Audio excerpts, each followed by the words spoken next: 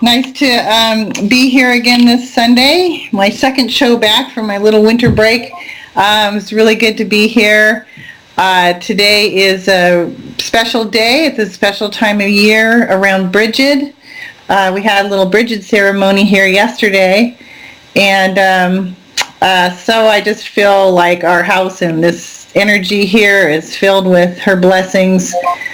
Bridget, let's see, page sound, sorry. Vanessa. Okay, so Bridget, this time of year is just a time for kind of giving thanks that we're kind of starting to come back into the warmer time of year after being through this really cold winter. So I just want to give thanks to Guise for producing the show today. So I'll send him some love and some good nourishing rest, ability to let his molecules rest after working so hard. And I'm going to get my skills sharpened so that I can start just relying on myself to produce my own shows. There's a little glitch that I need to work out, so hopefully that'll happen soon. And thank you so much, Vanessa, for helping out in the chat room, and all you guys for being here today. So I am today going to be talking a little bit about the garden and about what's going on in the soil. And I always look at things as sort of microcosms, microcosm and macrocosm. So as you know, this is Linsley from the Nourishing Peace show on People for People Radio. And so my show, I like to look at ways that we can, get ourselves healthy in this time where there's so much craziness happen, and it seems like almost deliberate, definitely deliberate contamination of our planet. And so I feel like it's my calling. I've been studying for many years about just lots of different things that have to do with health. And usually it seems like it's all going against the grain of what mainstream media and education systems are putting out there as truth. Seems like I'm always going in the opposite direction, which to me feels easier. So I haven't always had the easiest time doing it. People think I'm crazy, or think, why am I so negative or obstinate or, hard-headed?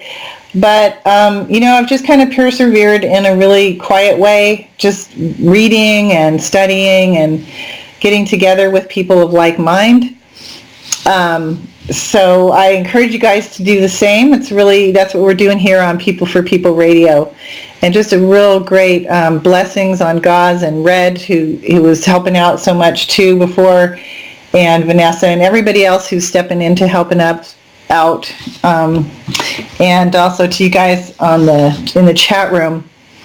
It's really important stuff that we're doing here. We are small, but we're mighty.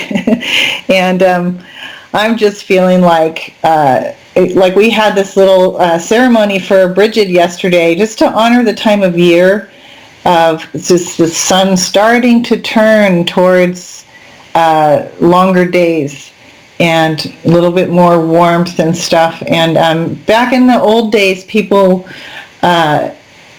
this time of year was a time when they could kind of relax a little bit after making it through the winter, because people lived more pastorally with farms and animals and things. And it was the time of year where the danger of the animals dying and from freezing was pretty much over. And so we were a real small group yesterday. It was really nice, 6 people, and we did a little fire, and I kind of tuned in a little for the World Healers show today, and heard Angel talking about the time of year for letting go of things from the past. And so what we did in our ceremony was we actually built a little fire, and as we're building the fire, we have a special fire pit that's only used for ceremonies or for prayer fires. We do prayers into the fire. And as I've explained before, in the tradition that I studied in, which is Cherokee, the men traditionally take care of the fire. And that's because this acknowledgement of, in the world, how fire has been used as a weapon. And we're seeing that, today with Australia, and, in the past years have been here in California, where directed energy weapons are used to start fires and to keep them going and to spread them. And, in the past, firearms, they call them firearms weapons for harming people and harming life on the planet. So they've used men as the pawns to do their dirty work. And so it's real important in the Cherokee view for the men to come back to the sacred fire and the fires that can build and transform. And so usually in Native American ceremonies, there's this ceremonial fire, a fire pit in the center of the ceremony. And the fire, the element of fire was, let's see, what was that book? There's books, really old books. I think they were originally in German, but they talked about the different races and which elements the different races were try to see how to say this. Which elements the races were sort of guarding as their bundle of information or knowledge.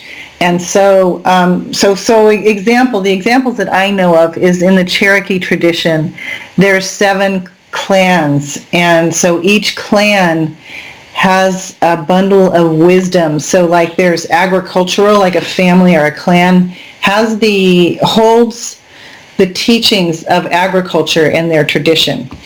Other clans have the teachings of farming. I said agriculture. So there's astronomy and the stars and travel and things, navigation. There's another clan that has the crystals, the knowledge of the sacred crystals.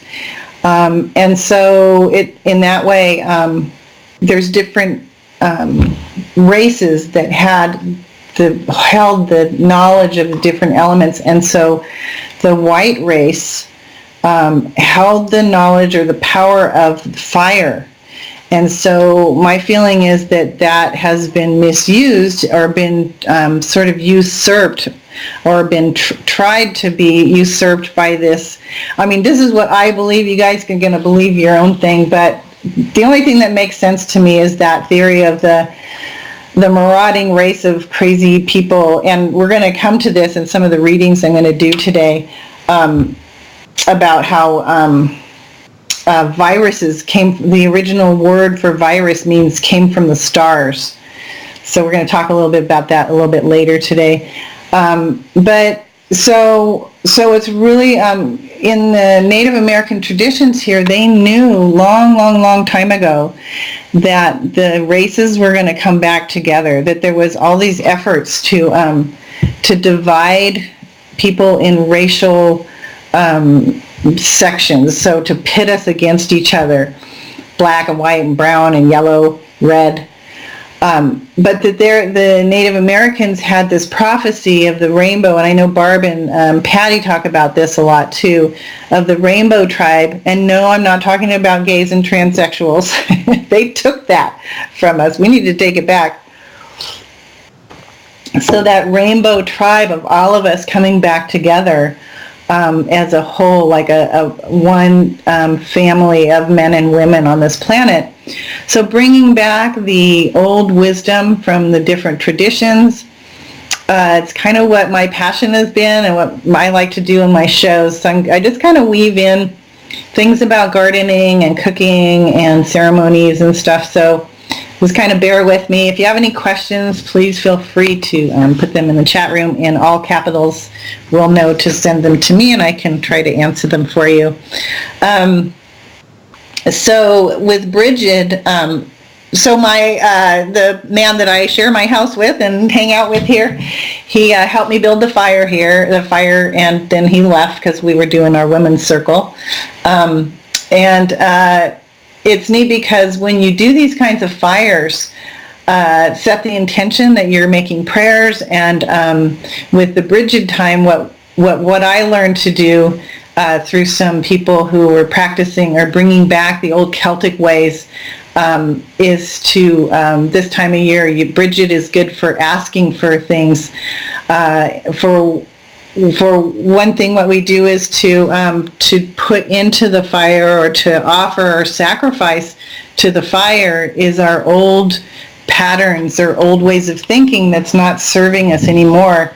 So if we find ourselves running ourselves into the ground, or behaviors that are not helpful for us, for me, I put in doubt, self-doubt, and feeling hurried or rushed.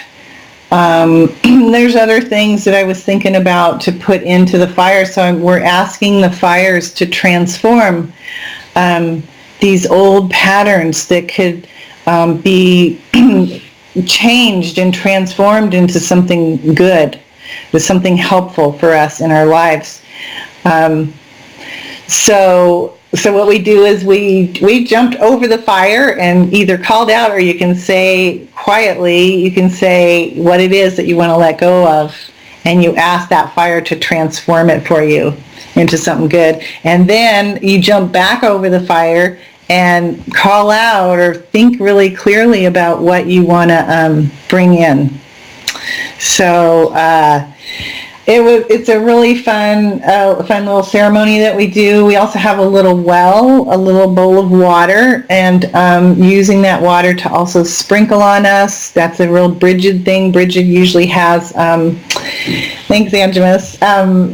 So Bridget, there's many wells, sacred pools, sacred springs that are in Ireland and probably in England and Scotland. I'm sure there's similar places where you can go to where people know that they're power spots, and that you can go and tap into the elements, which are really pure, and ask for help, because there's so much help from the unseen world that we can't see with our eyes, or we can't perceive in our 3D reality, that we have been tricked into believing is the only thing that's there. These kind of practices really help us to sort of open the windows and open the doors to different realms of understanding. And there's certain cultures that have preserved this information. Like David Icke always talks about how the band of perception that we, as the normal human being, or normal men and women, can perceive is like, it's like 0.005 of all of the bands of light. Like, that's what we can perceive, like what of all that's perceivable by different ways, that really we can only perceive a really tiny bit, and people are only using parts of their, really a small amount of their brains, so like 3% or something. And so as we can start to open up to these different realms of understanding that are still alive, they're still alive and being sort of passed on in places like here on People for People Radio. Like Angemus just put on the chat room that snowdrops are sacred to her, and the first flowers of spring. That's cool. Yeah, I didn't know that either. That's really nice. Well, we did get a little bit of snow this morning, so maybe that was her blessing. And for those of you who can't get into the whole sort of having a personage sort of be what we're focusing on. Let's see, I don't know how to say that. I know that like in Mexico, Guadalupe is used as an icon kind of she apparently really did appear. That I talked about that in one of the Imagine shows I was on with Lizzie, and told the story about the Guadalupe in Mexico. Was a totally magical appearance of her, and but like the Catholic Church, I'm pretty sure they've taken the real image and are doing something else with it. They have a fake one up probably in the cathedral in Mexico City, but it doesn't really matter. Sometimes these things can be twisted, so we've got to be really careful when you go online and look for stuff, because you can find a lot of good stuff, but really you want to like make human connections with real people that you know and trust. Because I've seen some crazy stuff online when you start looking into these things. You know, there's the Satanists that like to take, they know that these realms do exist and there is real power in them. But in order to, stay on the life-affirming side of the spectrum, you want to watch out for things like animal sacrifice and blood rituals, blood sacrifices and stuff like that, or because we were having this conversation in the chat room one day a while back, and my feeling about that, even though it might have been going on for a long time in different cultures, is that is it's a practice that has been put into different streams of consciousness, or religions and things, or sects of spiritual practice that are not life affirming.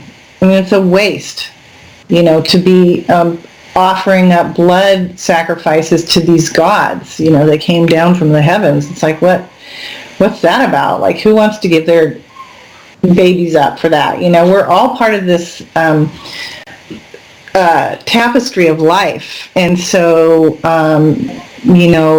people talk about this realm of ritual, and sometimes there's fear attached to it, or people look at it as witchcraft, or they're doing something really evil, which is a label that got put on, I believe, to demonize these people who are actually really good people. Like, I consider myself a pretty okay person, and I do these things and I love it. I don't do the blood sacrifices, no way. I don't believe in that, and I would never ever be involved with anything like that.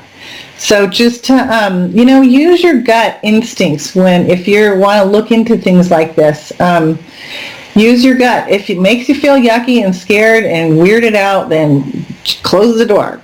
Turn the tab off, or close the computer down, or smudge your computer, because they have ways of getting into your psyche and consciousness and energetic realms, as a lot of people in this chat room are well aware of, and even the military and the Nazis. I went to this place in Germany that was this really sacred old place. It was so beautiful. I mean, you just walk along and it was like, you just felt like you were back in a fairy tale, and this, these beautiful people were going to just be in this little cottage and doing their thing, and it was very pastoral and just really, really beautiful place. And I was told that the Nazis go there and they have in the past done their rituals, their satanic stuff, and so that really creeped me out. But I just really tried to, because I found out about it while I was there. And so it kind of started to take away my appreciation for this amazingly beautiful place. But I figured, this happened for a reason. Like, I found this out while I was there for a reason. And so I tried to, correct my feeling, my emotional field, so that I was in a place where I could fully appreciate the beauty and the life force that was in this place, that's natural to the world, to this beautiful planet that we live on, even though having that knowledge that there was this imprint that was put down on top of it that was so sadistic and mean, and I didn't even want to know, I don't want to know the details even. I've really steered away from listening to a lot of things online too, because it's so disturbing to me. I just feel like it. I need to reserve a lot of my energy for, following the path of health and life and bringing more joy. I get too emotionally disturbed by too much information, even though I'm really, really glad that, it's all coming out. It's like this big boil on our planet that needs to be lanced and, cleaned out and put the healing balm on it. And so I feel like that's what we're doing here at People for People Radio, is to help each other to bring the healing balm of forgiveness for ourselves, because we all got, tricked into doing stupid stuff, right? I certainly have, and I still have stuff that I'm working on, like behaviors and attitudes or things that, sort of reactions to things. But the more you do things, like what we did with Bridget yesterday was to, and then I did a little I Ching reading this morning because I was still feeling a little anxious. And, it talked about that sacrificing overconfidence, sacrificing the need to be right, or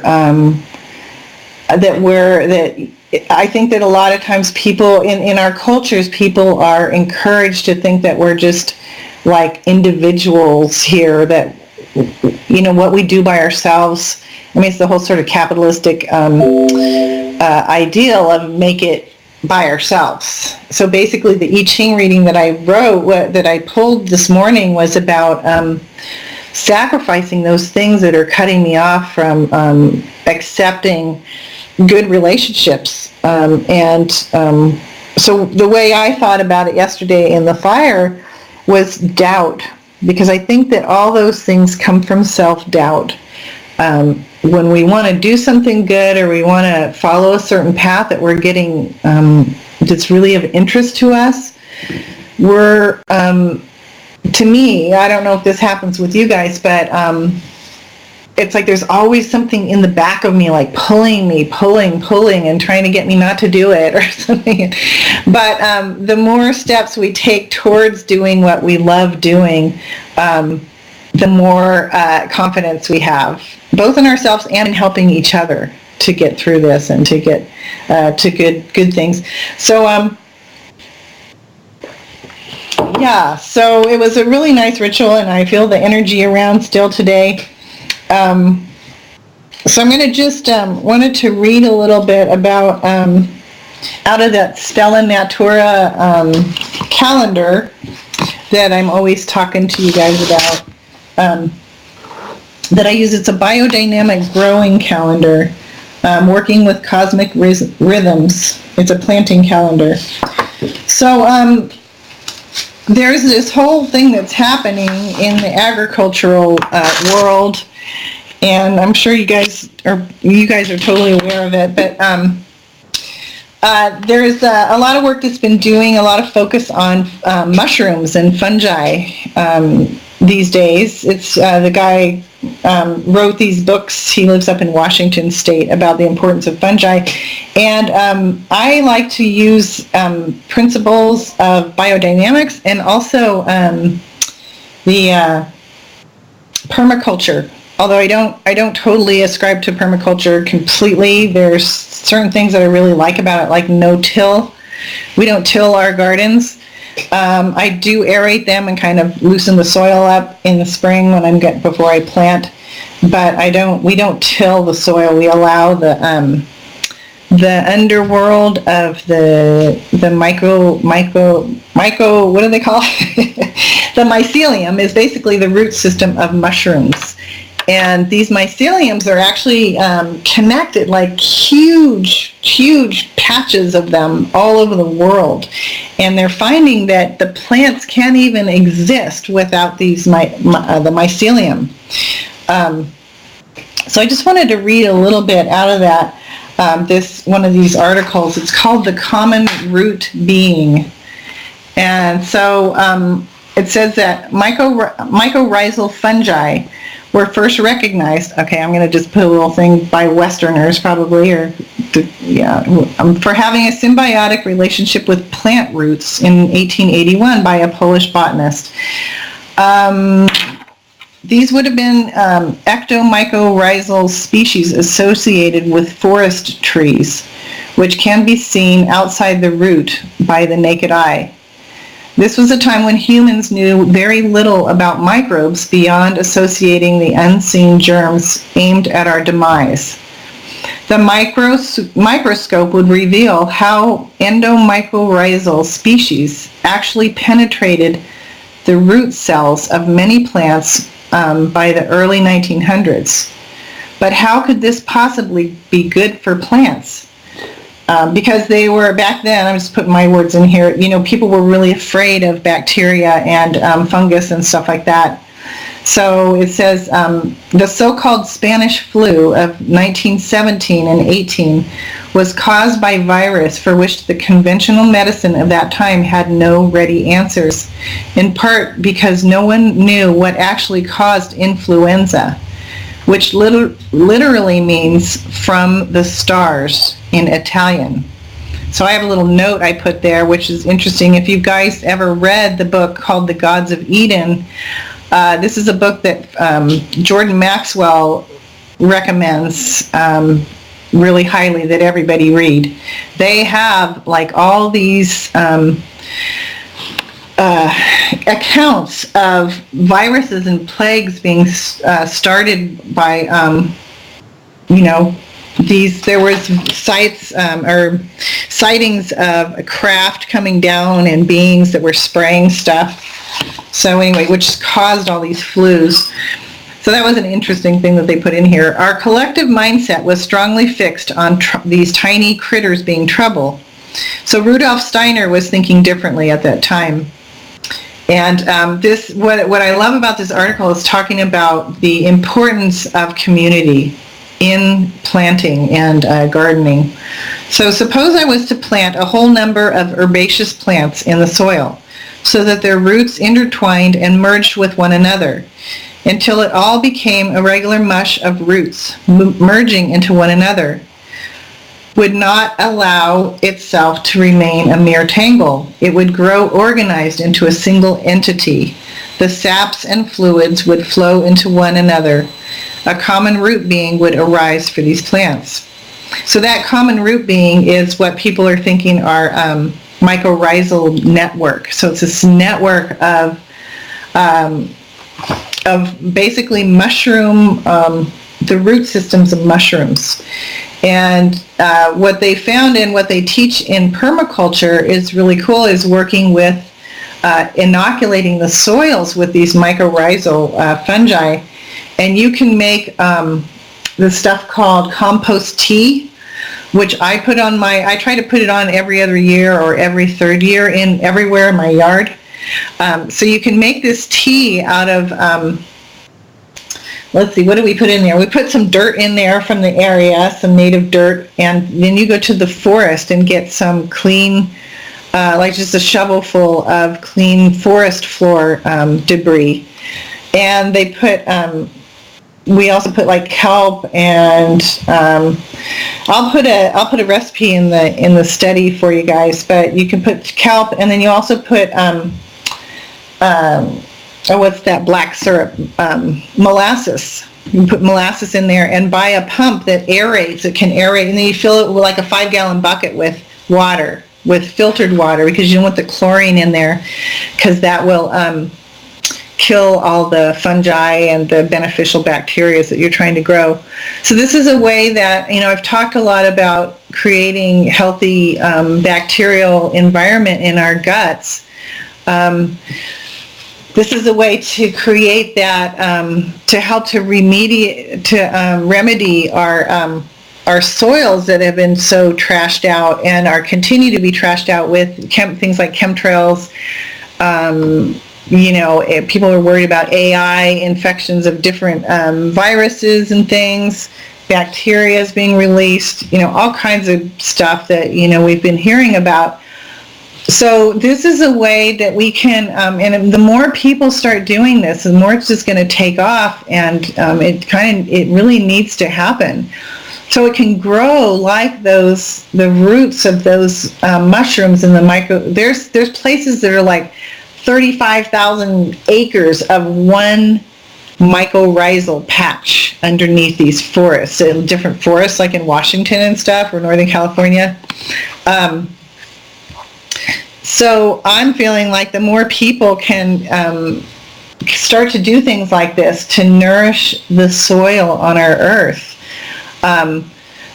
It's like that 100th monkey idea, and so it will just take off. And if everybody in their gardens, in their little plots, starts to do things like this, it's just like turning our focus away from all these hideous, death cult crap that's going on, and turn it back to what's important, and that's us.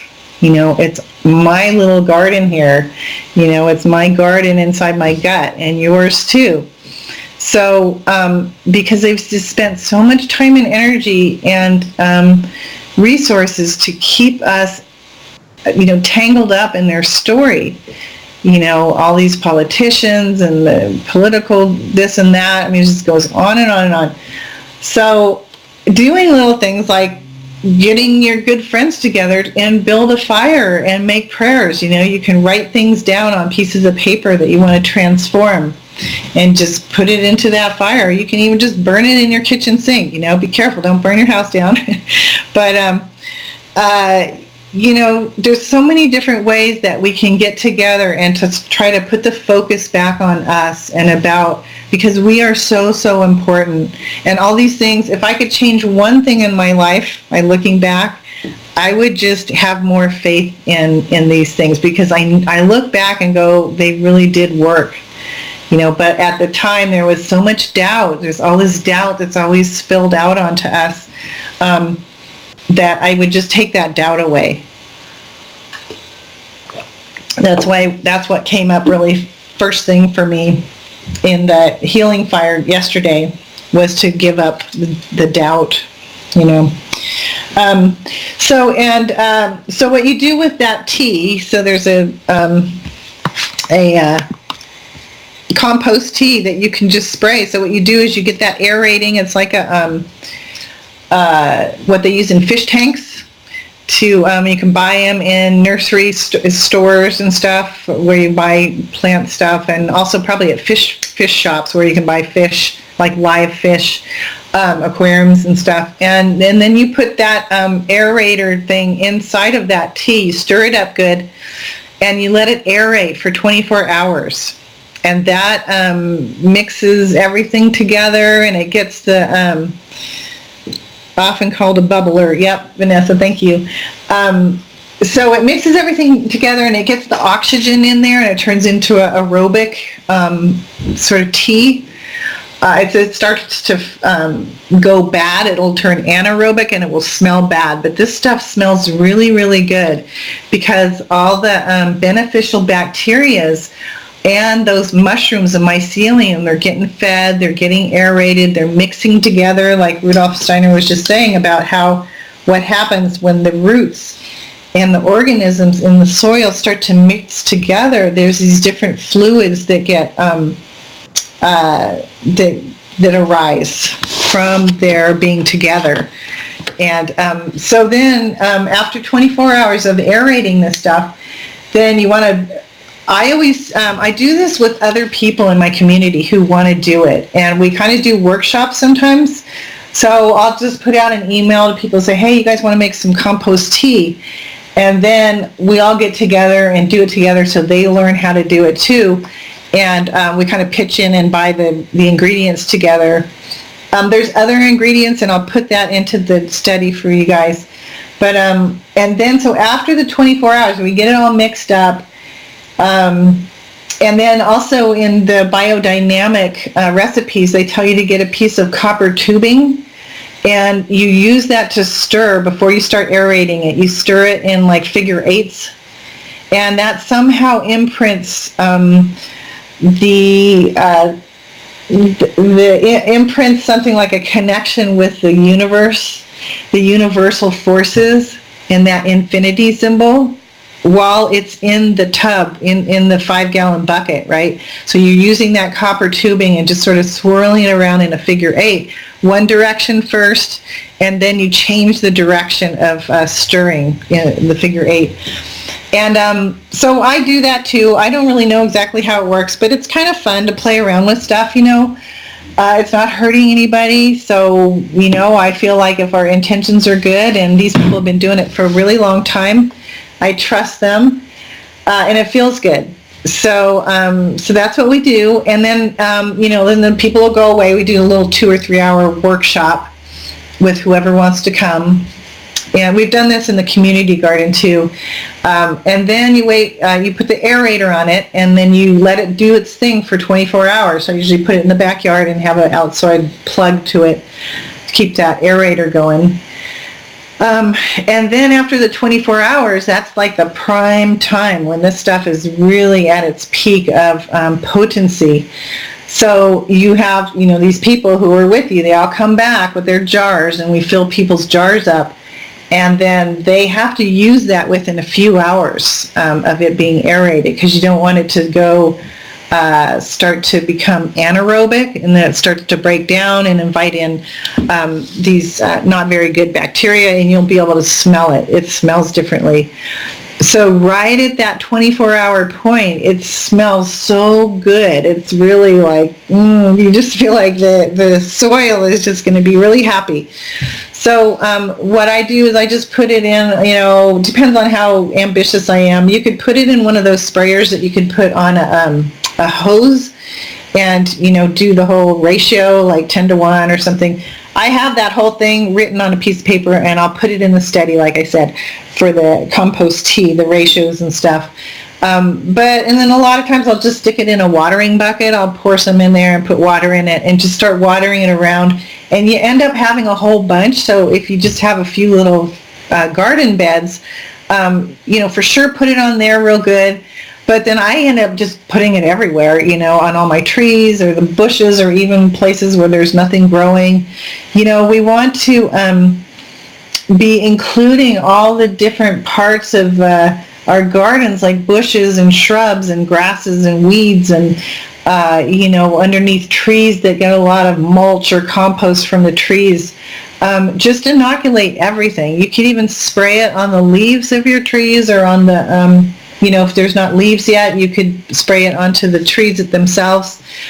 I just spray it everywhere, and it's pretty cool because when we first started our community garden, that place was used as like a dump for the farmers and stuff. Like, I think when they were cleaning out their tanks or their things, and they would go and just like dump it in the spot. It's a really pretty little spot, but people are stupid. So anyhow, the city gave us this plot. We went and asked if we could make a community garden. They were like, sure. So they leased it to us for 99 years for $1 a year, which I think we're behind. But and they pay for the water. So there's a lot of opportunity. If people don't have a way to garden, there's ways to do it. You could find little plots of land that are just sitting there and find out who owns them, or if the city owns them or the county. You could figure out ways to get them to let you use it as a community for gardening. So what we did in this garden was we inoculated with this mushroom tea everywhere. And then we did another permaculture design method, which, looking back, if I was to do it again, I probably wouldn't do it exactly like this, but this is what we did, and this was very permaculture-y. So you make like what's called a sheet mulching. And so our goal was to detoxify the soil. And so if you look at the metaphor of detoxing our lives and the earth from all these things that have been toxing us out, there's things we can do about it. We don't have to sit around and just be like, oh, look what they're doing, or, everything's so messed up, we're going to die.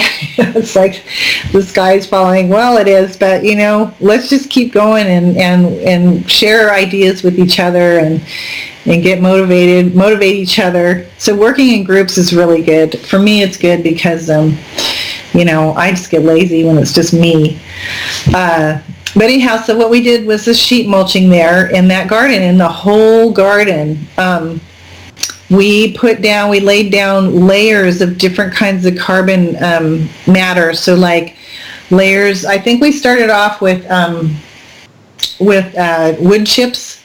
So what we did, we found we would follow around the sort of county workers that were chipping up, like pruning county trees along the roadside and things like that, and chipping them up. And they would fill the back of these big trucks. And so we'd go out there and say, hey, can you dump those over here? And we tell them or show them where to dump it. And they'd be like, yeah, sure. They always want places to dump this stuff. So so we got them chips from different places, but mostly we got them from the county workers who were chipping up trees along the road. And now that they're cutting down all the trees for 5G, probably have a lot of wood chips around. So grab the wood chips, okay? We can use them. So I'm pretty sure, and I'll put this in the study also, but about what is this called? Sheet mulching. So we put the layers of chips down. No, wait, I can't remember if it was the chips first. But anyway, I'll look it up. It was a while ago. It was quite a few years ago. And straw, any kind of organic matter, old leaves. If they're dry, it's good to get a cheap chipper and crush them up, the leaves, or mix them in with straw so they don't get matted. Because if the leaves get too matted and too thick, it will just be like a big plastic layer, and the moisture can't get through it. So what we did was we mixed the leaves up with straw and more sort of bigger things that would keep it aerated. And then you make these layers of like grass, and you could put like manure. And we also put cardboard down. Like we went to furniture stores, the thicker the cardboard, because we had some pretty noxious weeds there. There's these weeds called goat heads. They're actually used as an aphrodisiac in the herbal world. It's called horny goat something. They're terrible stickers that, like, if you ever stepped on one, you'll never do that again. But we had tons of them in there because that soil was so toxic that and I talked about this last time about how parasites will find different toxins that they can help with. And the same in the soil with weeds. If the soil is toxic, then certain weeds will come in to help actually detox and transform that soil. They're helpers. Actually, noxious weeds can be really helpers in these situations. So I'm pretty sure that those horny goat heads, or whatever they're called, they were there because that soil was so toxic. And so anyhow, so we put down layers of the cardboard too. I think that was the cardboard, because then what you're doing is those noxious weeds that you really don't want there, they're going to have a hard time coming up through those thick layers of cardboard. And if I had to do it again, I probably would not do the cardboard, because there's probably glues and all kinds of weird stuff in the cardboard. So I think I would probably not do that this time. But, we did it. That's what a lot of permaculture people do. And I think as the soil detoxes, it's going to break apart and clean up even those glues and stuff too. So you make these layers of all this, like, chips and straw and alfalfa or lawn clippings. If you can ask your neighbors, you kind of want to make sure they're not spraying with Roundup. I mean, you do want to make sure they're not spraying with Roundup. Leaves from people's yards. We have a few people who I know, they don't spray their trees and stuff. So they come, and every year they just dump their leaves in our garden in different spots. So they know that it's okay for them to do it. And so any kind of those organic matter that you can start collecting and making piles out of, you can do this on a small scale or a large scale. This garden was probably about, oh God, it's pretty big. I don't even know. I would say maybe 100 feet. I don't know, maybe it's more than that. It's really big. It's a good sized garden. But anyway, we sheet mulched the whole thing. And the cool thing was at that time was there was this guy in Weed, California, which is kind of near where I live. Remember, Angemus was saying online that I live near Weed, California. And anyway, he was really getting into mushrooms. And he had a lab that he was growing different kinds of medicinal mushrooms, like the ones that you use in the garden are for inoculating toxic soil. And they've been doing this all over, and we'll talk about that in a little bit. Is the oyster mushrooms. And so he was really interested. Yes, Paul, no, that's not Paul Stamets who was there, but that's the guy that wrote those books about mycelium running, and there's another book about mushrooms. So he wrote, they're really good, really interesting, how they can basically heal the world, the planet, all the soils. So anyway, this guy, I can't remember his name. He was just a guy, he was a young dad. He had a couple kids, and he was just really, I'm sure he knew Paul Stamets, because Paul Stamets lives in Washington State, which is just north, a couple states from us. So he was doing that. He found out about us, that we were doing that, and because we had put out emails all over the area. And so people from Mount Shasta would come, from Ashland, Oregon. We were kind of like put ourselves on the map for a few seconds. I live in this tiny rinky-dink little town. But so we'd have workshops and do this sheet mulching and include, so this guy found out about us and he called and said, hey, I've got like 10 huge bags, and they were like 5 feet tall by about 3 feet or 3 feet in diameter.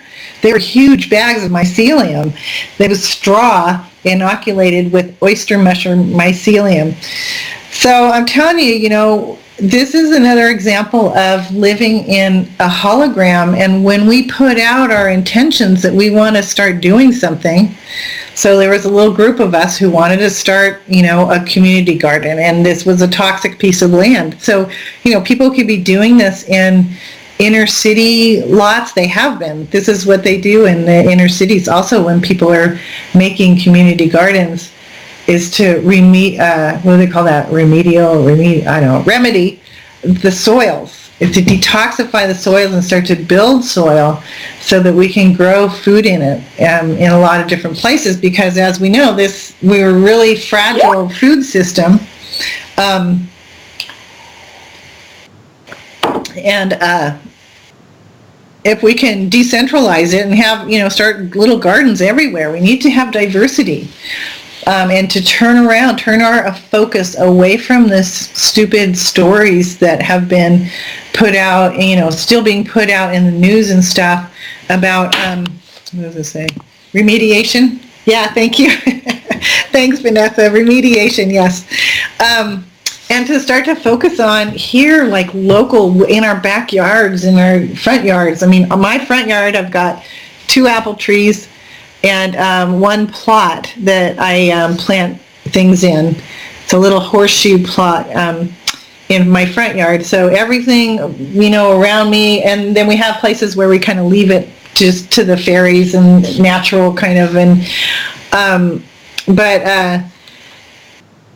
to start to focus on us and right around us, and to helping our neighbors and helping each other to, start to make their soils more healthy so we can grow things. And this guy we had a workshop on doing, a few workshops actually on doing sheet mulching and remediation of soils and building soil, because this place, it was actually right along a seasonal creek, and it used to get dredged a lot, and so it's just like rocky underneath. It's like, you get to a certain point when you're digging down, it's just deadpan like rocks, and so we had to be building soil on top of that too. And so we started this project, and then this guy came to a couple of the workshops and brought these mycelium, and he talked to us about the importance, and we had been doing the compost tea also, and so we just added all of this stuff in there to just remediate the soil, to break down any toxin. We didn't really know exactly. There was a burn pile in the middle of this garden where we did the garden, and there was like cans of paint in it. I have photographs. It's terrible. Like cans of paint that they were burning, and just stupid stuff, mattresses, and So I was I'm a little bit of a conservative. I'm a little I don't like to grow in toxic soils and things, but I just made sure that the plants that I grew right away were ones that didn't really take up a lot of toxins, because you can look that stuff up.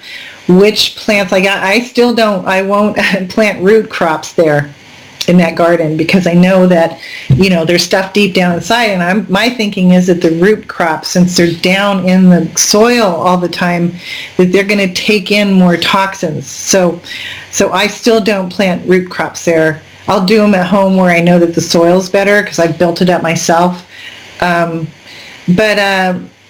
Anyhow, so doing that sheet mulching, and then adding that inoculant in, adding in the layer of the mycelium that was inoculated onto that straw, and we just got like patches of these mushrooms everywhere. And you're not supposed to eat them right away, because what they're doing is transforming the toxins and taking them up. And so, especially if there's radiation, because they do use oyster mushrooms in remediation of land that's been irradiated, and also with petroleum spills, oil spills and stuff. There was a big oil spill right around the time we were doing this. There was a huge oil spill in the San Francisco Bay. And all these permaculture people went there and started inoculating the areas, the coastline and stuff where this was, with oyster mushrooms. And so that's pretty cool. And so there's just been a lot of stuff that's been in the last 10 years or 15 years, people playing around with this, with the mycelium of oyster mushrooms in particular. There's stories about people who, like farmers, ranchers who had cattle and different animals, where they were poisoning the water, the streams and stuff, because the cattle were, all the feces and stuff was creating like E. coli and things that were getting into the water and killing the fish and stuff. So one way that farmers are using it and ranchers is to use that mycelium and inoculate, just what I was talking about, mostly with straw, but they put it down on the riverbeds on the sides, and the mycelium will help to break down those toxic bacteria that were infecting the water and making the water not safe. So that's another way. It's an amazing way to be able to clean things up, clean the water up and stuff. So for farmers, because there's ways that we can be doing all these things, but mostly it's on a small scale. So by everybody turning their backs on big agriculture, of course we're going to have to eat their food too, because that's the world that we live in. But let's see, Vanessa's going to be right back. Okay. So these are ways that that mycelium can really, really help.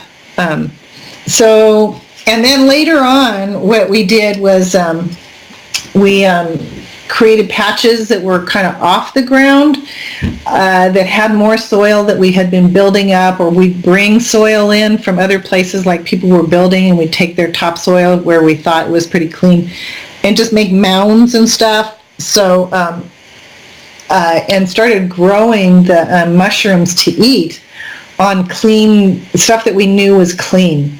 So there's Paul Stamets has a company called let's see what's called. something fungi perfecti is the name of it, and out of Washington State in the United States.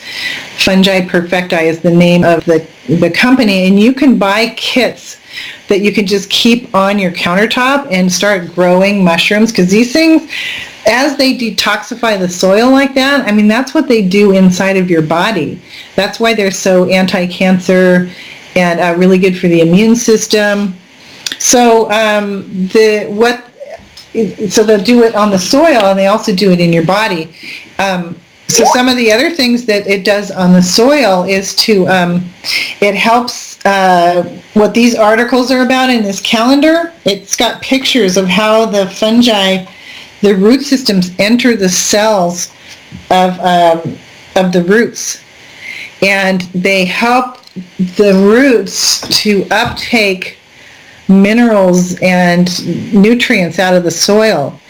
And so it does the same thing in our bodies, because we have been eating denatured food for so long that our bodies, even if we're fat or we're overweight, most people are completely in starvation mode, because they just are not, even if they are eating good food, at this point, if people have digestive problems or gut issues, they're still not taking in the nutrients that might be in their foods. And so that's what the mycelium does in our body too. So when we're taking or eating good mushrooms that are from a clean source, you don't want to be eating non-organic mushrooms, because they take in toxins. And so if they're grown in a place that's not organic, they're going to be really toxic. So spend the extra $1, because we're worth it. We're living in a hologram. What we put out, I mean, money doesn't, it's not even real. It's a game. It's a toy. It's like so just say to yourself, I'm funding a healthy world and a non-toxic world, and even if it costs double the price, it's a game, okay? Just put it out there. Don't even think about it. I'm serious. This is coming from a single mom back who had absolutely nothing, no car, made it through acupuncture school. I don't know how. But so I just believed in it, and I like to play around, and I believe in magic. So buy organic mushrooms. If anything, you're going to buy organic. It's mushrooms, celery, and oils. Those 3 things are really huge, okay? I don't know about celery, but there must be, just because it's just the kind of plant that pulls in toxins. It can take up toxins.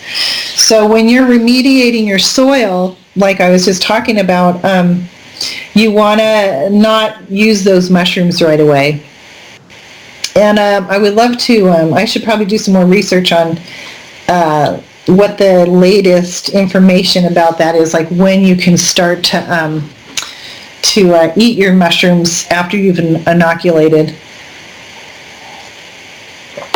Yep, Rob, you're absolutely right. They love shit.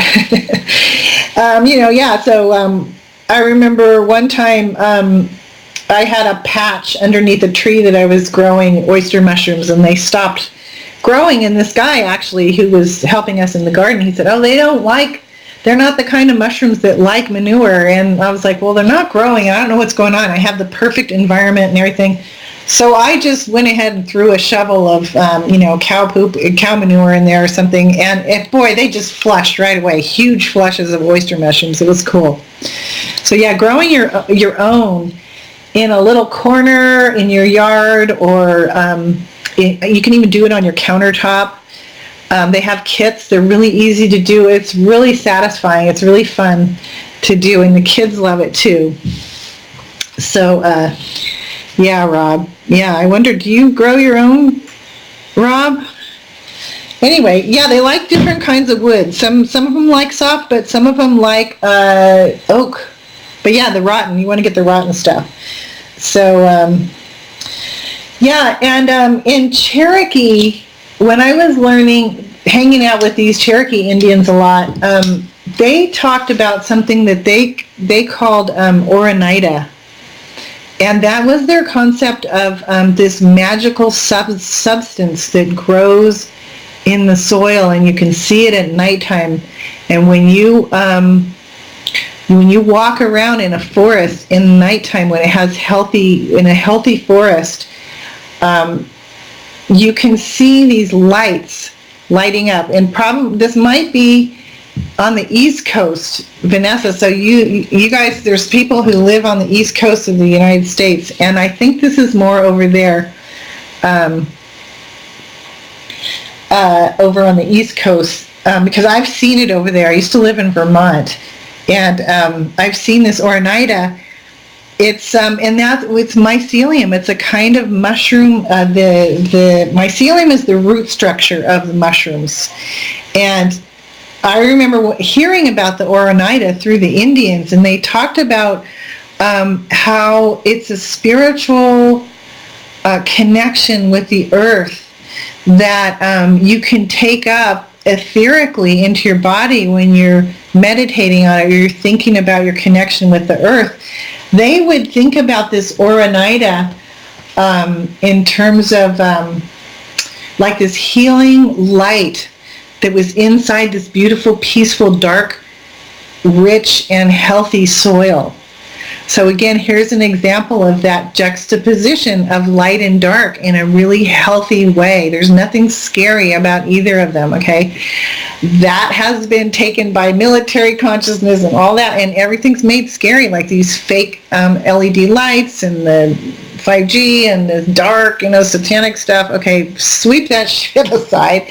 Let's focus on what's good right here. And this is just such amazing information about the mycelium, because the other things that it does for the soil, so it helps the plants to uptake nutrients. So it helps our bodies to uptake nutrients too. So if we're eating healthy mushrooms, organic mushrooms, so that's going to help our bodies, as we live in this time of denatured foods, to be able to uptake nutrients more.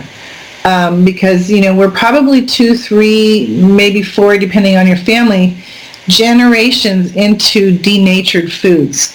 So we already, anybody born these days, that's why there's so much autism and people with gut issues, is because we're now all these generations into eating factory foods, not real food, like what they call, factory food versus real food. So that our bodies are just not able even anymore to, even if we were eating decent food, a lot of times we are just not able to absorb the nutrients. So mushrooms, organic, good, fresh mushrooms, are so good in that way. They're going to help you. So they help us get stronger, because we're going to be utilizing the nutrition that's in our food more. So I talk a lot about nuts and seeds and grains. So at the same time, we're soaking those things. So we're not, the nuts and seeds and grains have this thing that happens when they're not soaked or sprouted. They have a nutrient in them that prohibits us, that stops our bodies from absorbing nutrients from our food. So just think of all those generations of people eating peanut butter. I mean, I did, my kid did. The peanuts are not soaked before they make that peanut butter. And so it's hard to make. I've tried soaking peanuts and making peanut butter out of it, but it doesn't work. So I really, it's hard for me, because I have to tell people all the time, stop eating peanut butter.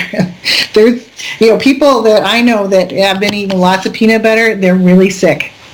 Okay, so we're doing different things to help our bodies to be able to become healthy. And one of the things is soaking all the grains and legumes, right, and seeds, and making those crispy nuts and stuff. And then this thing about the mushrooms. So as we can inoculate our soils with that compost tea, and again, I will put in the study, I'll put the recipes for the compost tea, and maybe even the website for Fungi Perfecti, if anybody's interested in buying kits. They're really easy and they're not that expensive. You would pay for it with saving the money on buying the mushrooms, because they're kind of spendy. But again, don't think about it. We are We are divine beings, and we deserve really good things.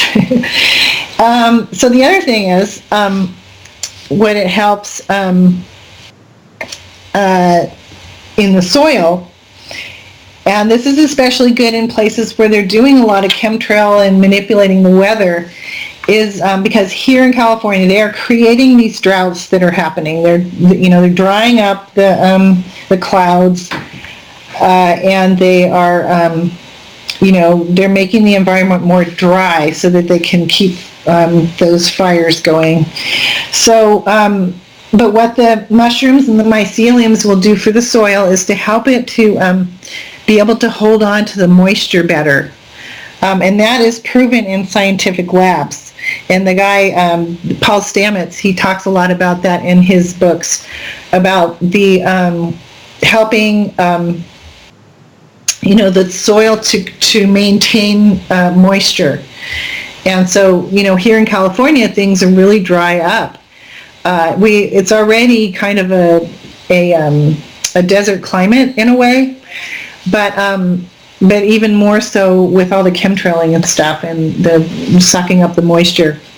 One of the big chemicals that they use in the chemtrails is barium, which is supposed to take up like 14 times its weight in moisture. For each molecule, it will suck in 14 times its molecular weight in water, and then they usher it away. So working with ceremony, one of the things we did too in this Bridget little ceremony that we did yesterday is talking about the fire and the water, because she is the goddess of fire and water. And so we called in a balance of fire and water in the world and in the earth, so that the natural weather patterns come back, and that the soil can become moist again, because there's been years here where it didn't rain all winter. Like it rained maybe 3 times, and the soil was dry in the wintertime here. So we can use our power of prayer, if you want to call it that, or intention of drawing out or thinking about and creating lifestyle habits that are based on what we believe is good. We don't have to believe the so-called experts. That's what bugs me about this whole movement too, the exopolitics and stuff. Why are we waiting around? Why are we all hinging on what these ex-CIA guys are talking about?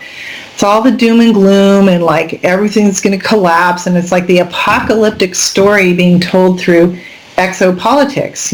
Okay, well now we don't want to go to religions that talk about this, so we're all on these computer sites where the exopolitics, and they're all well, a lot of them are ex-CIA members, ex this and that, military, top military.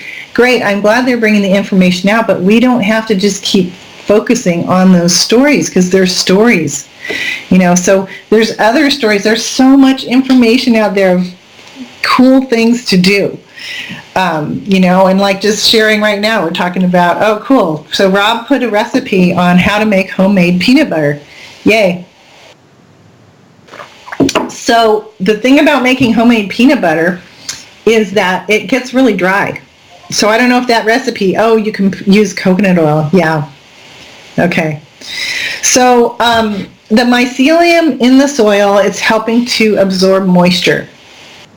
Right? So it will do that in your body too, because even the soils are getting dried out, right, from all this activity, the toxins and stuff, and our bodies are getting dried out too. And so a lot of people are getting really weird skin problems, itching, dryness, on their faces, dry hair, dry nails, dry feet. And a lot of that is because there's barium being sprayed out into the environment through those chemtrails.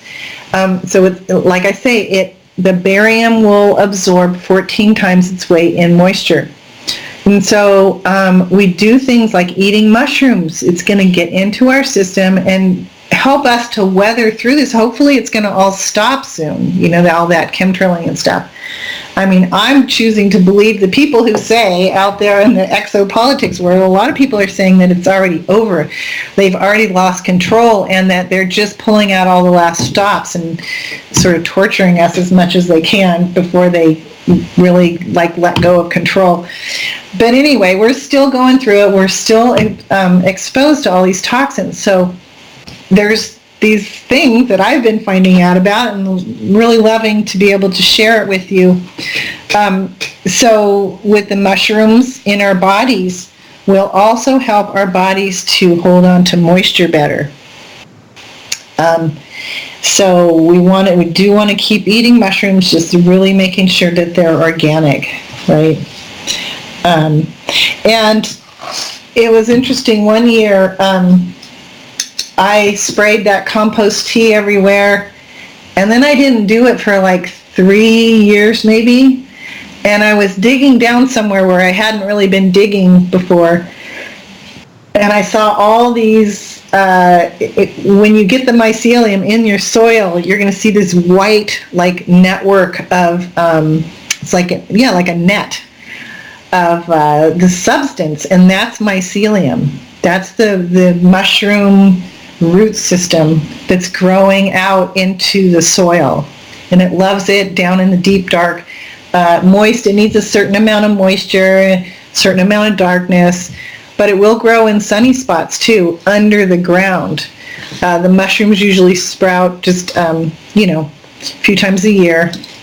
But I was digging in a place I hadn't really dug before, and I saw, because I had so much of the compost tea left over that I just ended up spraying everything, like even the plum trees that we're letting go wild in spots where we don't really do anything with. And so that stuff is it's everywhere now in my yard, and it's kind of cool, It was there for 4 years, and that was during a year that there was not much moisture. There wasn't a lot of rain those years.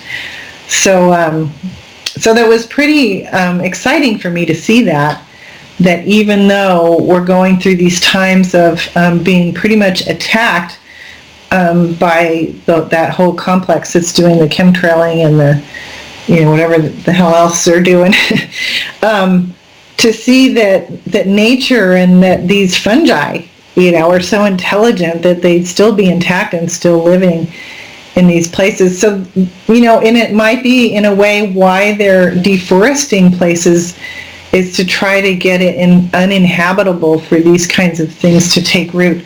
But, they're not winning. We're still winning.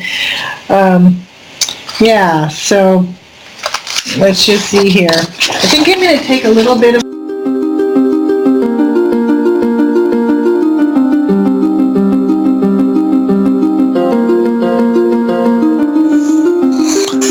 folks, this is Jordan Maxwell. It's a pleasure again to be able to talk with you, and I've been trying to wake people up to the facts of life that's going on the earth today. And this is what I'm known for. This is what I love doing, is trying to teach people and educate them. I have a piece of knowledge that you need to know about. There is a radio operation going on called People for People Radio, and I am delighted that I have been able to be on the People for People Radio, and I want to invite all of you to go to People for People Radio. Go on the web and find it and follow all the programs on People to People Radio. Fascinating stuff, I tell you. And thank you for hearing me. Bye-bye.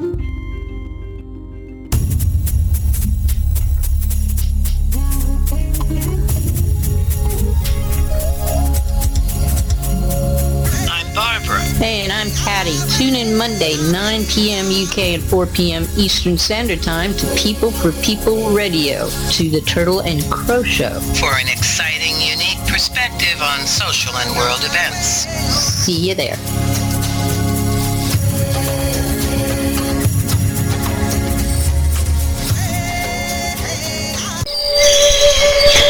Hi, this is Lizzie with Love Bubble, sharing my journey and speaking of healing energies, spirituality. cell. Not only more about gel coat. When the fourth round would... Don't you call in the... Hey guys, thank you. Yeah, Laz, I know. I was talking for a whole hour and a half, but I'm back here for my little break. So I just wanted to kind of finish up about the mushrooms and stuff. Let's just see. I'm looking on the chat room about that. Okay, people are talking about somebody put on a recipe for peanut butter, homemade peanut butter. Yeah, you got to watch it with the internet. You just put your good. She's put to use or 100% organic peanuts, and then she says to get them from. She's got the recipe. Yeah, the sad peanut butter that's out on the market has lots of cottonseed oil, rapeseed oil, which is canola oil. Why they call it rapeseed, I don't know. That's kind of weird. Soybean oil, it's so toxic. Making sure, and then you also want to get with peanuts.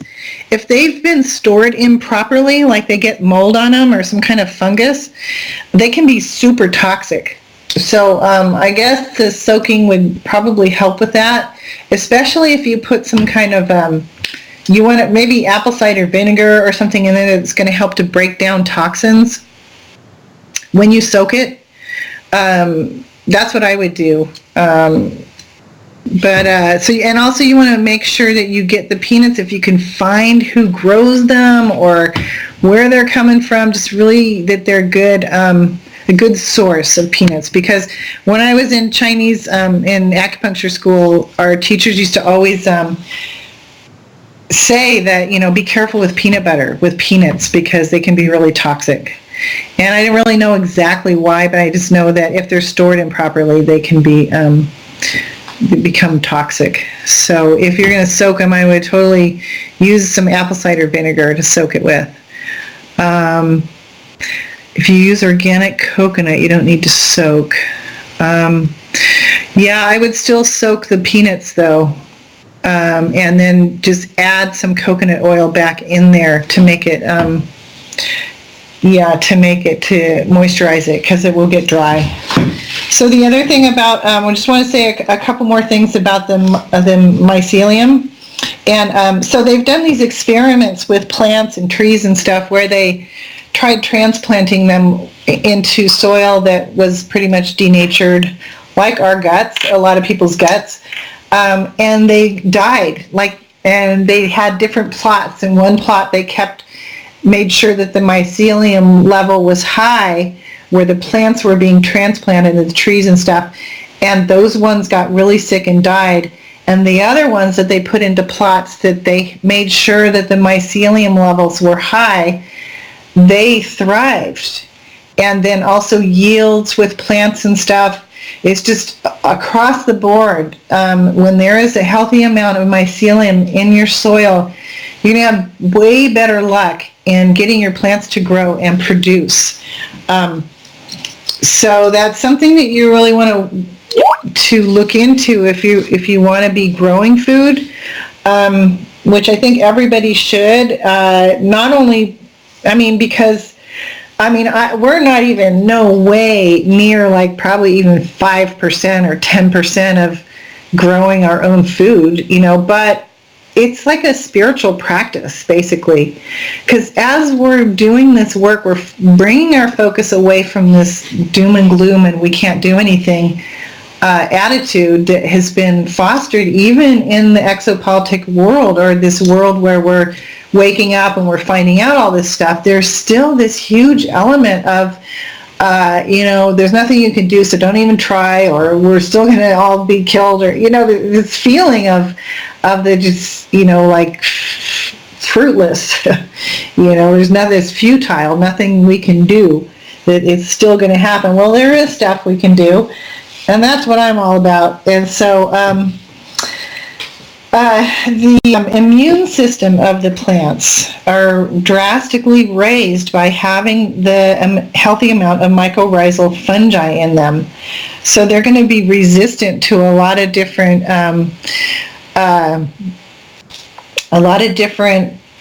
outbreaks of different plagues or, even aphids and things like that.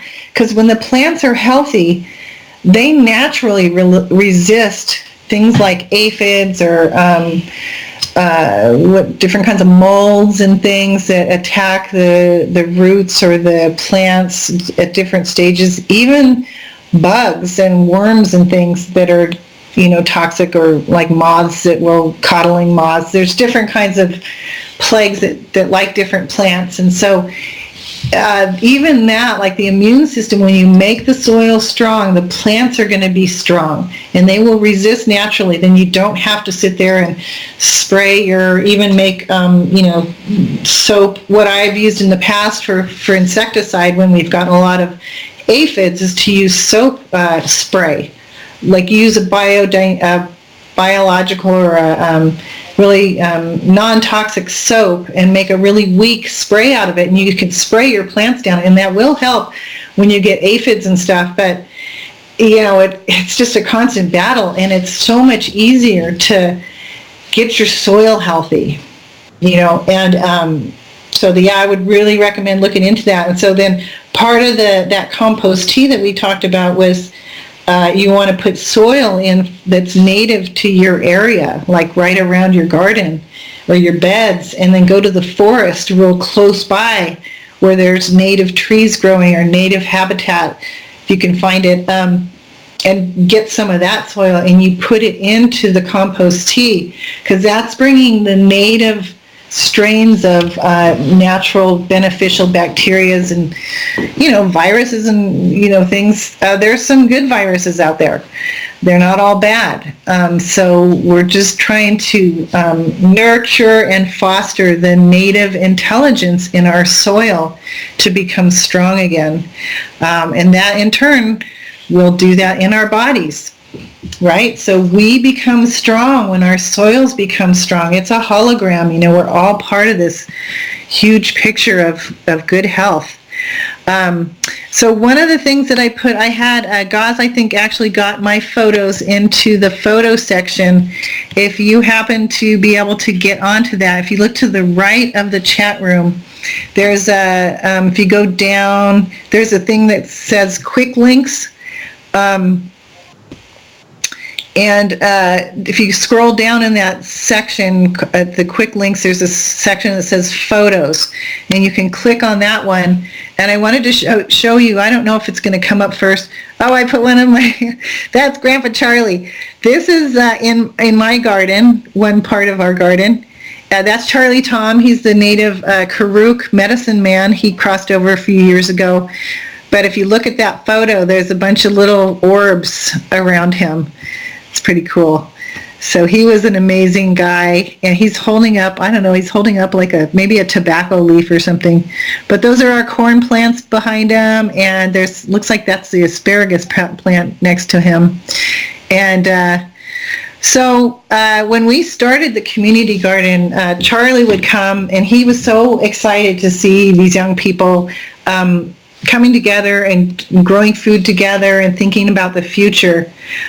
So he came a bunch of times and did little ceremonies and prayed over the garden and sang some songs for us, brought his drum, and he just loved it. Whenever we had workshop, he was always there, putting in his prayers and his presence. And so it was cool because he really couldn't do much. He was in his 80s then, but we're just all so important, and everybody's whatever, even if we could just be there and serve water to people, if you can't walk very good or you have different abilities, just to come and be there with your presence and your good intentions. We're just all so important. So that was the fun thing about starting that community garden. Again, there's always problems too. People have community. We have different kinds. It's always, a challenge to the communication and stuff and making decisions. It's interesting. It's all a learning process. Cool. So Gauze put this photos. So there's another photo in there too. Let me just see how I can get into that. I don't know. If you become friends with me on the People for People chat room, then you can look at my photos in particular. But there's another photo that just got put on, and the title of that photo, it says "Food Made Off Planet," and that is in Mexico. If you can find that photograph, those are tomatoes and peppers, I think. Grown in, if you look down below on that, there's the first plants that you look at are peppers, and then there's tomatoes after that. They're grown in those tubes that just have, I don't think they really even have soil in them, but they're not connected to the earth. There's that metal or plastic pan underneath them that holds the perfect amount of water for them. And it's just all the nutrients and the bare minimum of what those plants need to grow. And these they're sold as organic, which is really sick because they're not connected to the earth. So that's what I titled it, is food grown. It should be food grown off planet, but because it's not connected to our planet. And so the energetics of this kind of agriculture is just furthering their agenda to lead us away from being connected to our planet, to our earth. This is something to watch out for. I was in Mexico for this ceremony, and this woman she was getting the food from this guy. She goes, "Oh, let's go visit his place. It's like this really cutting edge garden or this garden farm. And they're all organic. They don't spray with any pesticides or herbicides." Well, the stuff is not connected to the earth. How is this going to affect our, like what Stone used to call, what would she call it? Like our temple, our body temple, Yeah, okay, aquaponics, right. That's what that's called. I thought that was grown in water. But anyway, I don't believe in this kind of stuff. There's an article in this magazine that I'm going to read part of. I mean, not in the magazine, but that calendar that I talk about, the Stella Natura calendar. So it's called Ungrounded Plants, Ungrounded People. So it says, we gain our strength from the process of breaking down the food we eat. The more alive the food, the more it stimulates digestive activity, and the more energy we can derive from it. Therefore, the quality of our food matters. It is perhaps a strange thought for most people to consider that vegetables, grain, or fruit grown biodynamically may contain more life forces than the same produce grown by conventional methods. Yet a method of testing called chromatography has been developed through the work of Dr. So-and-so to demonstrate the presence of life. It makes the life forces, which are otherwise hard to measure, visible through the pictures formed when juices are dissolved in a solution of sodium hydroxide and allowed blah, blah, blah. I'm going to skip back to that part. It's a very, actually a pretty reliable scientific laboratory. It exists within our organism, inside of our bodies, if we cultivate it. So that's what I've been talking about. And that is that our own sense of taste, smell, and sight they tell us. So we see, when we eat something that's tasteless and pale and watery, which I think that the food that's grown in aquaponics doesn't taste very good. I have had that before. And also in regular agriculture where they're using chemicals in depleted soils, you can taste the difference. Soil that is rich in humus, which is what we're talking about with the mycorrhizal bacteria and everything.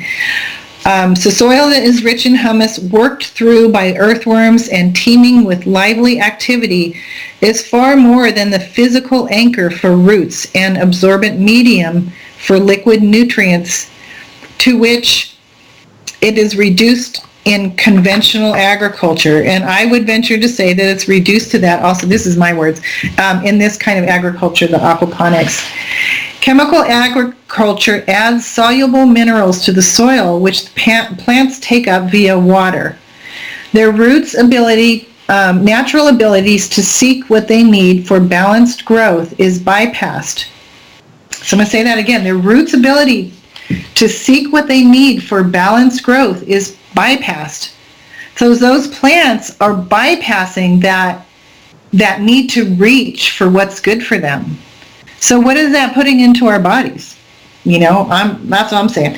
So the result is deadened soils, no earthworms, unnatural boosting of growth, and weak plants. So that, I'm just saying, it's probably mirroring that in us, in our bodies. So even more serious than the toxicity of pesticides, so that's in conventional, even if these are organic. Okay, so the pesticides and herbicides and chemical fertilizers is the insidious separation which has been effected between plants and the earth. By shortcutting the root's normal activity of dissolving the minerals that are present within the soil ground through their intimate interactions with the life of the soil, we have cut them off from their home. Plants that are forced to grow in such ground are like motherless children. And it is no wonder that through their weakness they are prone to disease and pest damage. So, when I walked into this farm, it was in a big, you can see it's kind of in a big hothouse. I was shocked. It was I'm really sensitive. And so I get I pick up on the emotions of even plants. I walked in there and I was just shocked that anybody would think that this would be a good way to grow food. It's completely disconnected from the earth. And like what this article is saying, they're like, he calls like motherless children. They're like orphans. They have no connection with earth. So I'm going to keep reading here. Human beings need to eat food that has been grown with a strong connection to the earth. Without this, we lose our own grounding and orientation. Many of the symptoms that we suffer in our culture today are the result of people having eaten food for decades, which no longer properly bears the connection to the earth. Okay, so then we look at these people. They're supposedly the cutting edge of making more food available, but they're disconnecting us from the earth. Don't believe it. We got it. This guy owned a ton of acreage. He was a rich American who went down to Mexico, bought a bunch of land, and is doing this, and now selling these vegetables as organic in Mexico. Okay, they're organic because they're not spraying them, but, who is he? He was like this big guy, and I just feel like maybe he was some kind of alien. I don't know. I forget what he looks like. Anyhow, so I'll keep reading. When Rudolf Steiner spoke about animal nutrition, he said that the cows fed wrongly will not show the results, but succeeding generations will be weak and will have lost their healthy instincts. Okay? So where's that connection is cut, the healthy instincts for reaching with our roots for what is good for us, for what we need and what we want to grow and thrive, and for our children to be healthy. That is cut off. We need those roots to be reaching. We need that process of reaching, and for ourselves to be doing these things, and digesting the food properly, blah, blah, blah. Anyhow, let's see. It appears, so I'm going to read that last one. He said that the cows fed wrongly will not show the results, but succeeding generations will be weak and will have lost their healthy instincts. It appears that this is not only true of animal nutrition. Are we witnessing something similar on a global scale with humanity? The rehabilitation of society must be based on a new revolution in the field of agriculture, which is not based on quantity, but on quality.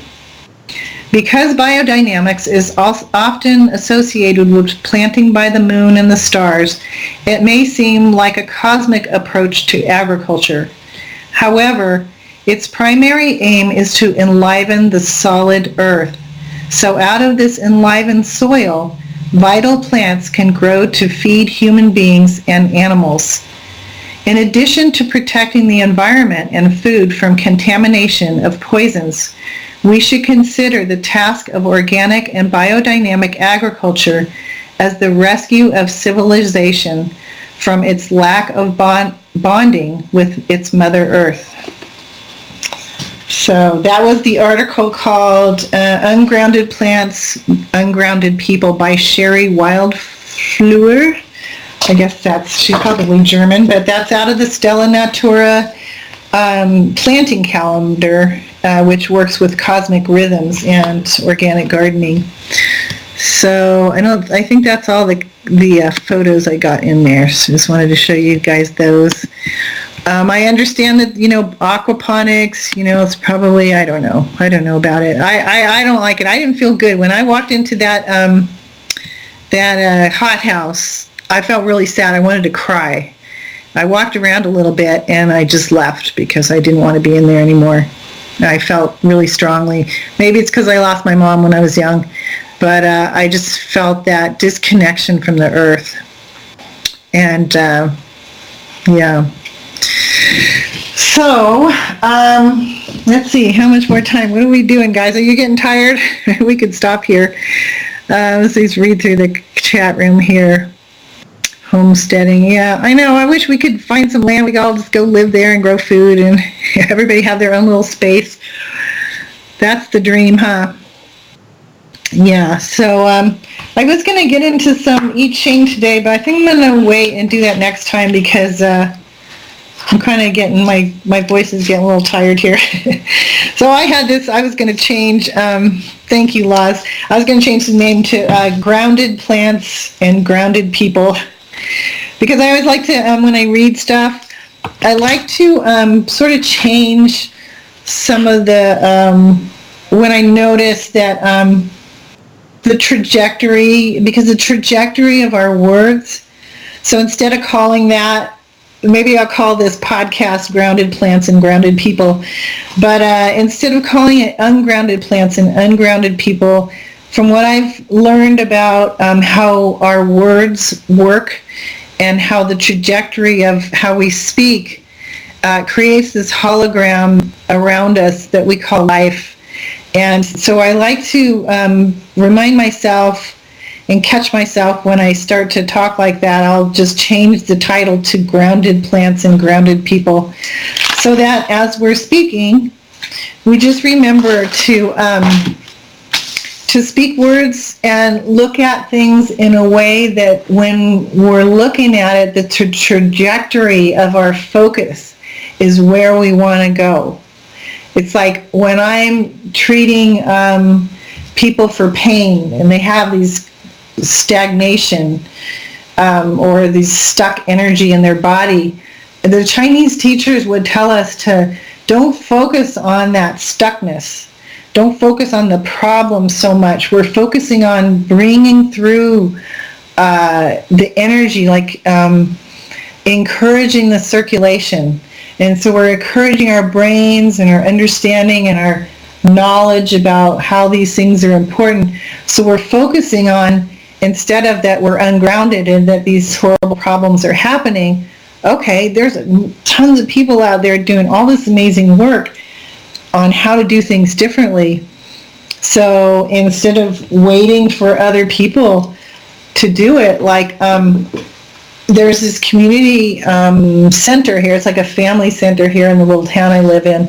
And they have LED lights in there. They're really bad. They're LED fluorescent lights. And I've been going to my writing classes there now, and I almost can't be in there because it's just so it's burning my eyes. And one day I went in with my yellow sunglasses to see if that would help, and it did help my eyes, but I came home and my skin was like on fire because I have this kind of rosacea that got caused by being exposed to a lot of chemtrails after a bunch of days of eating food that other people were cooking, and they were using canola oil. I was at a ceremony actually in Mexico. Actually, I think it was the very same time I went to that aquaponics place. We were out in the countryside and doing these ceremonies, and somebody who didn't really know, it's like Mexico's about 20 years behind us, and so they're getting bombarded with tons of advertising about using vegetable oils, because in Mexico they're kind of like one of the last, and I think Scotland too, one of the last strongholds of people still using animal fats for cooking. And so there's like billions of dollars in advertising in Mexico. So a lot of people who think that they're being more healthy are actually right now using vegetable oils and canola oil. So at this ceremony I was at, that's what they were cooking with, and I was like pleading with them, like, look, let's just go get some butter and use that instead. And I went and got some raw milk from the neighboring farm and stuff. And but anyhow, so I got exposed. I lost my hat, and after 10 days of being there and eating these other people's food,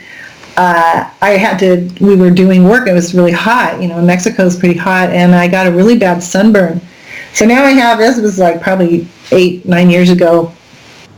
So now my skin is really sensitive, but it's really way better than it ever was. But anyhow, so I was in this family center in the LED lights. I had put my yellow glasses on, and it did help my eyes to feel better, to not be so burned. But I came home and my skin was all burned from the LED lights. So why I'm telling this story is because we don't need to wait around for the powers that be, or like I call it, the powers that want us to think they be. So this Family Resource Center is, state funded or government funded, and they're totally reliant on the government. And it's not their building, they're leasing it, so they can't really change the lights out. So I was like, why are you waiting for them? Why don't we just go to the thrift stores or put out emails saying we need lamps? Like, just give us your old lamps that you're not using, and set all these lamps up and put incandescent bulbs in them. How much would that cost? Like maybe $50, $100, I don't know, to buy the light bulbs. But instead of waiting around for the government to try to convince government institutions and politicians and even the medical systems to change and to try to see reality or the truth, forget about it. Just let it go. Burn it up in that fire to bridge it, and ask for help from each other so that we can bring in probably a week, that whole center could be set up with tons of lamps everywhere with good lighting, and just turn the LED lights off. So, it's just been really my huge privilege to be on this radio show with you guys on People for People Radio. What are you guys talking about? Lard and stuff and baking biscuits. I love that. Rob is so amazing. I want to get him on here someday. Just talk to us about the food that he eats. Anyhow, so I'm going to say goodnight here, you guys. I know I still got a few more minutes, but I'm going to go ahead and say goodnight. Maybe we'll play a little music or something. And I want to know what haggis really is, but I know that there's some kind of sausage, but anyway. Okay, you guys, have a really good night, and thank you so much. I know there's a bunch of people that got off, but Angel and Angemus, Diana, Laws, Neo, Gaz, Red, Rob, Tim, Troy, if he's even on, you JJ, I'm going to call you, Vanessa, we love you guys, and thank you again so much for being here. Hope you had fun, and get a little food for thought here, okay? Have a good night.